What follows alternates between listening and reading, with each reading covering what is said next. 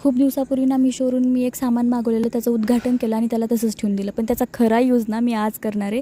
याच्यामध्ये भरपूर साऱ्या रिंगा आल्या होत्या, एवढ्या मोठ्या सुया आल्या होत्या. सुईमध्ये धागा ओढण्यासाठी एक टूल आलेलं आणि एवढे मोठे धागे आलेले. आणि हे अंडर 200 रुपीजमध्ये तुम्हाला एवढं सगळं सामान मिळून जाईल. सोबतच हे सुईमध्ये थ्रेड ओढण्याचं हे जे टूल आलं होतं हे सगळ्यात यूजफुल आहे आणि मला ते सगळ्यात चांगलं वाटलेलं. आणि ह्याच्यानंतर ना मला असं 4 रुमालवर ना असं डिझाईन काढायची होती, खूप क्यूटवाले, ज्याचं मी पिंट्रेस्टवर बघितलं होतं. सगळ्यात आधी मी सगळ्यात छोटी रिंग घेतली, त्याला रुमालवर लावलं आणि एकदम टाईट करून घेतलं.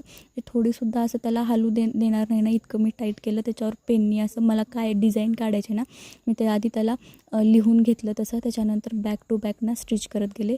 सगळी स्टिचिंग ना मी यूट्यूबवर बघितलेले, एकदम शॉर्ट व्हिडिओमध्ये 5 ते 10 मिनटात बघितलं आणि पिंट्रेस्टवरनं बघितलं मला काय काढायचं, कुठलं काय आवडतं. आणि सगळ्यात इझी मी हे शूज केलं होतं. त्याच्यानंतर मी इतक्या इझिली करत होते, मला असं वाटतसुद्धा नव्हतं मी फर्स्ट टाईम करत आहे. त्याच्यानंतर पुकीवालं मला असं काहीतरी करायचं होतं म्हणून मी हे पुकीवालं बो बनवलं. त्याच्यानंतर असे भरपूर सारे टाईप, म्हणजे 4 टाईपचे मी बनवले आणि मला असं मी एकदम असा हसत खेळत बनवत होते. मला काहीच वाटत नव्हतं की मी फर्स्ट टाईम बनवते काय.